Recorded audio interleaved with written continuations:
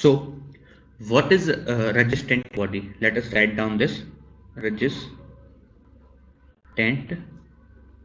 body. Body which can resist deformation after certain limit. एक ऐसी body जो motion को ट्रांसमिट करते समय डिफॉर्म होगी, लेकिन एक लिमिट के बाद वो उस डिफॉर्मेशन को रजिस्ट करेगी और मोशन को ट्रांसमिट करेगी।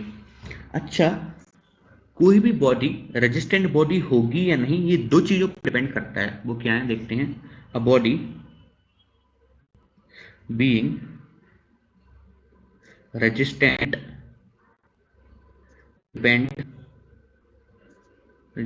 body depend on first body itself, second its surrounding, जैसे कि अभी एग्जांपल लिया था पुली का और बेल्ट का। If the pulley is heavy and rubber belt,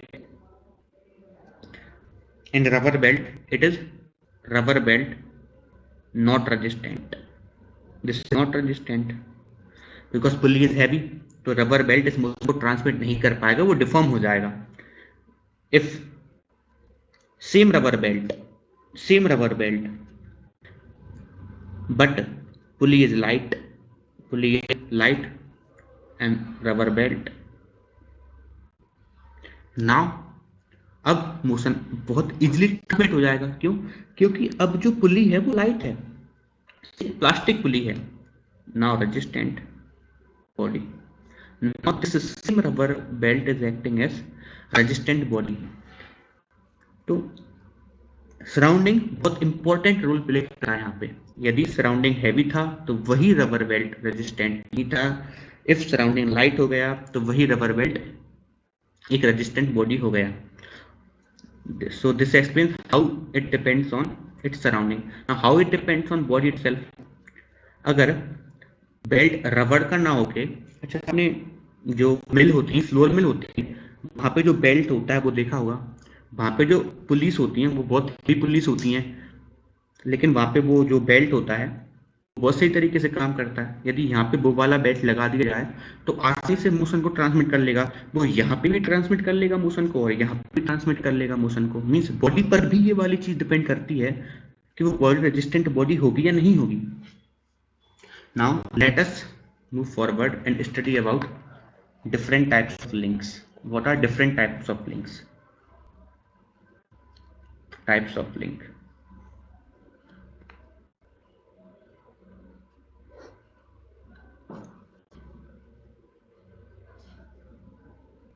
first one is rigid link. rigid link क्या है? ऐसी लिंक जो मोशन को ट्रांसमिट करे विथ लिटिल और no deformation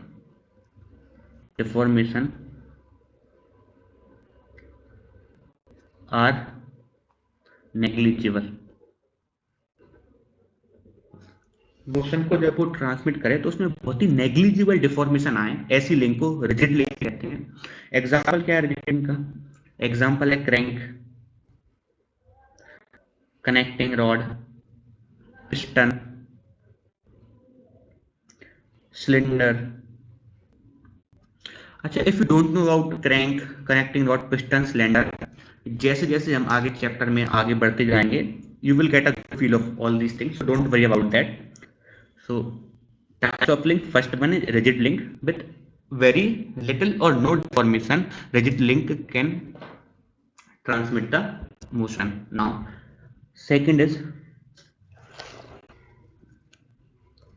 flexible link.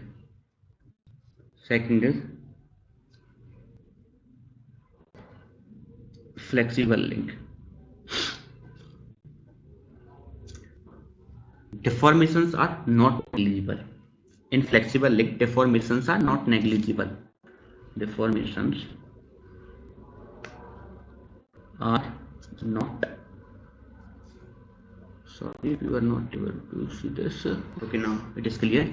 Deformations are not negligible. जब फ्लेक्सिबल लिंक के थ्रू हम मोशन को ट्रांसमिट करेंगे तो उसमें डिफॉर्मेशन आएगा और आप उस डिफॉर्मेशन को देख भी सकते हो। It will be visible, deformation will not be negligible. What are the example? Examples are belt and rope, the chain. These are the example of flexible link. Now third one is fluid link. Fluid link. What is fluid link? Fluid link, अच्छा आप सबने hydraulic Jack देखा होगा। देखो hydraulic Jack मैं बनाता हूँ यहाँ पे।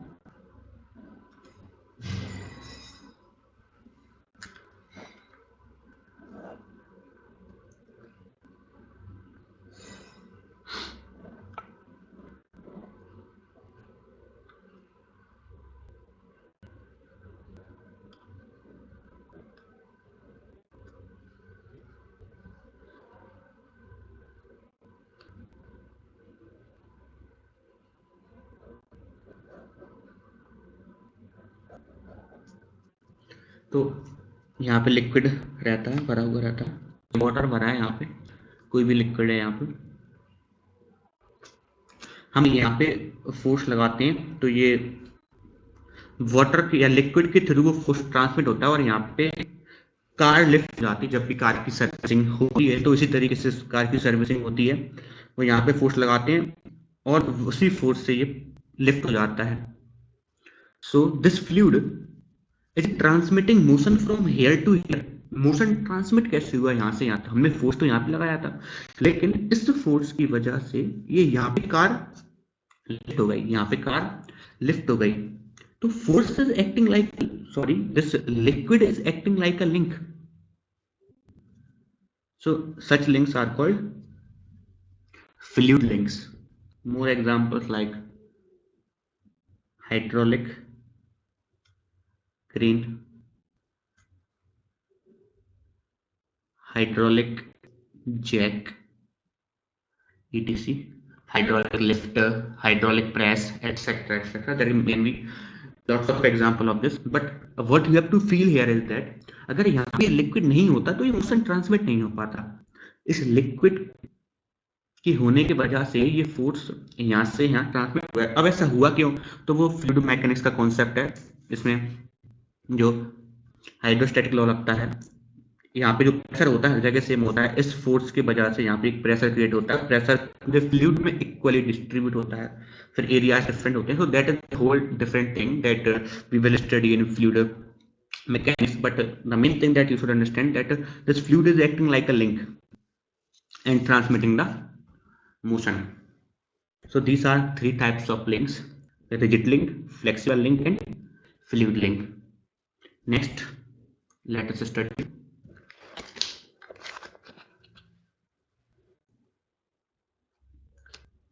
different types of relative motion.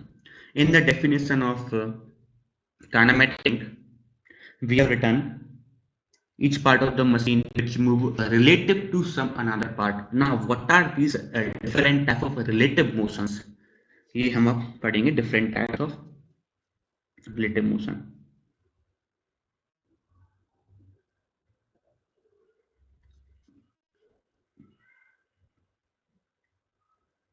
Different types of relative motion.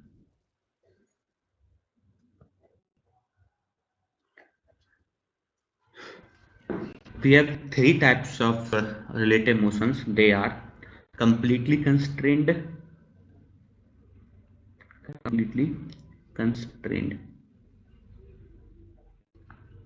successfully constrained, and incompletely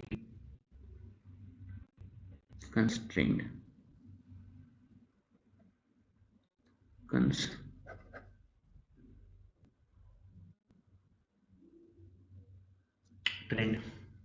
these are three types of relative motion. अच्छा, उससे पहले इसकी फील देते हैं कि कंस्ट्रेंड मोशन का मतलब क्या है। देखो, जो कंस्ट्रेंड मोशन का फील क्या है।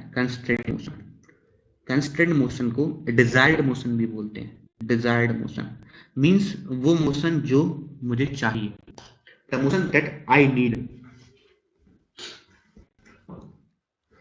इसका एक बेसिक मतलब ये होता है, मैं अच्छा अपन एक जैसे हैंडपंप है, हैंडपंप मैंने भी एग्जांपल लिया था, ये हैंडपंप है। हैंडपंप में जब आप लीवर को नीचे खींचेंगे तो ये स्लाइडर ऊपर आएगा। क्या कुछ और हो सकता है? यदि आप लीवर को नीचे खींचे तो कुछ और हो सकता है क्या? कुछ और पॉसिबिलिटी है क्या? कुछ पॉसिबिलिटी नहीं है। आप आपने लीवर को नीचे खींचा, वो आपने क्या दिया, इनपुट दिया, तो आपको आउटपुट में क्या मिल रहा है? आपका जो स्लाइडर है वो ऊपर आ रहा है। कुछ और पॉसिबिलिटी है क्या? कोई और पॉसिबिलिटी नहीं है। यही है कंस्ट्रेंड मोशन। मैं कैसा भी इनपुट दे लूं, मुझे एक ही आउटपुट मिलेगा। This is a constrained motion. This hand pump mechanism leading to a constrained motion. I am getting only one output. Whatever input I will give, I will get only one output. That is constrained motion. If we talk about, then what is unconstrained motion?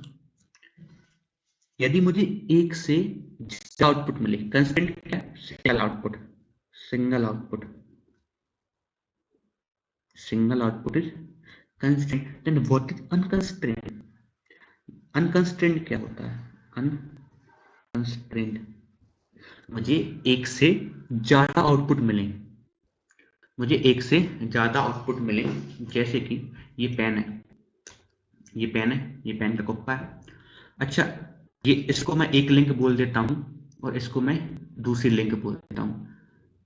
अब मैं इनके बीच में motion कराना चाहूँ, देखो मैं इसको rotate करा सकता हूँ और मैं इसको रेसिप्रोकेट करा सकता हूँ।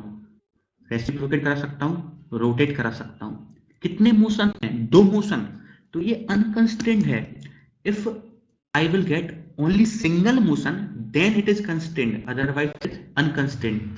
Here I can get two motion, one reciprocating motion, other is rotating motion. That is, this is unconstrained. More than one output. यदि मुझे एक से ज्यादा आउटपुट मिलेंगे तो क्या होगा? कोई अनकंस्ट्रेंड मोशन होगा। That it will B unconstrained motion. I think आपको फील आ गया होगा एक कि what is constrained and unconstrained motion. Now let us continue our classification of motions, relative motions. So the first one is completely constrained motion. Let about first one, that is completely constrained motion. अभी बताया completely constrained motion मतलब सिर्फ एक ही output मिलेगा। मैं कैसा भी input दे लूं, मुझे जो आउटपुट मिलेगा ना, वो सिर्फ एक ही आउटपुट मिलेगा। एग्जांपल लेते हैं। मान लो आपके पास एक स्क्वायर होल है, ये मेरे पास एक स्क्वायर होल है और मेरे पास एक स्क्वायर रॉड है, ये एक 3 डायमेंशनल रॉड है। इसको फील करो, ये एक 3 डायमेंशनल रॉड है। इस रॉड को यदि मैं इस होल के अंदर ले जाऊं और तो मैं सिर्फ रेसिप्रोकेट करा सकता हूं। फील करना पड़ेगा। This subject is all about visualisation. You have to visualise things. यदि इस रॉड को मैं स्क्वायर होल में लेके जाऊं तो मैं इसको रोटेट नहीं कर सकता। You can feel this, we can not rotate this rod in this particular square hole, we can only reciprocate. But if the hole is circular and the rod is circular, then you can reciprocate it. You can reciprocate it, and as well as you can rotate it. I already told you like this. You can reciprocate it, rotate it. लेकिन if ये whole एक square whole होता और ये एक square rod होती तो आप इसको सिर्फ रेसिप्रोकेट करा पाते। तो यही है क्या? Completely constrained. This is completely constrained. Second one, successful. Let us study here. Second one, that is successfully constrained. What is successfully constrained? अच्छा, इसको ध्यान से समझेंगे। सक्सेसफुली कंस्ट्रेंट का क्या होता है, इसमें डाउट आ सकता है अदरवाइज, यदि फुल कंसंट्रेशन के साथ नहीं सुना तो फुल कंसंट्रेशन सुनेंगे सक्सेसफुली कंस्ट्रेंट को। देखिए, सक्सेसफुली कंस्ट्रेंट में क्या है कि जो मोशन है, मुझे एक से ज्यादा आउटपुट मिल सकते हैं, लेकिन मैंने कुछ ऐसा कर रखा है कि मुझे एक ही आउटपुट मिलेगा। कैसे? देखो मैं तुमको बताता हूं कैसे।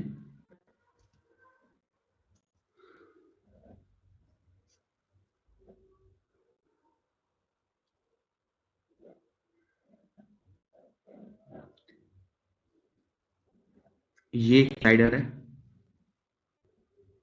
ये एक सर्कुलर स्लाइडर है, सर्कुलर स्लाइडर है, और ये एक सर्कुलर सिलेंडर है, सर्कुलर सिलेंडर।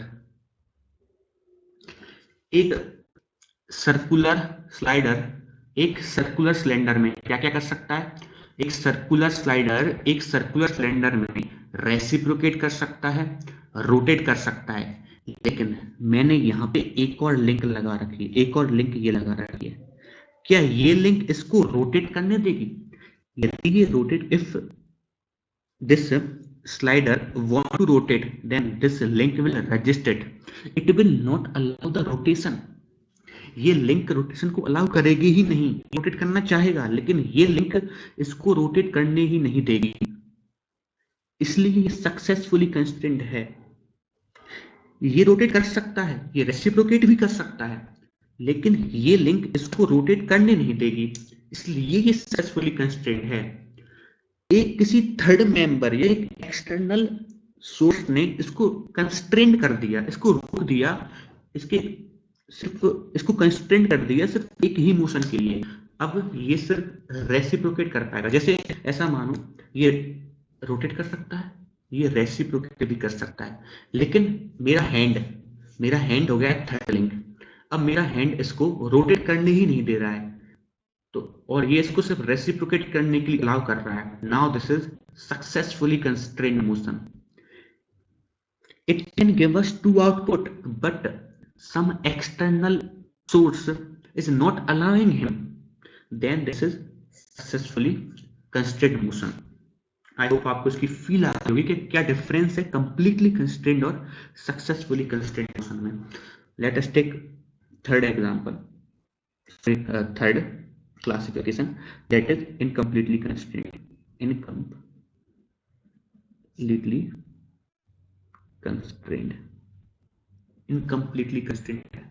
जो हम शुरुआत से पढ़ते आ रहे हैं वही इनकम्प्लीटली कंस्ट्रेंट है।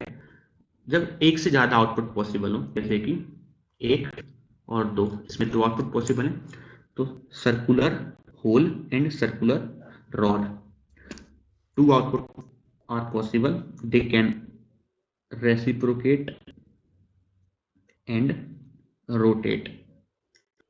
They can reciprocate and rotate to output.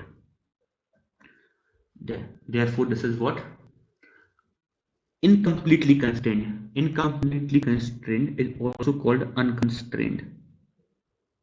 Unconstrained. So, what we have learned finally, that these both completely constrained and successfully constrained, both are constrained motions. Both are constrained motions. What is constrained motion? Only one output. Incompletely constrained is an unconstrained motion. Unconstrained motion. What is unconstrained motion? More than one output. Now let me ask a very good question. अच्छा, मैं आपसे एक बहुत अच्छा एक conceptual question पूछना हूँ। I wish कि आप सब लोग इसका सही जवाब देंगे। See what is the question is, एक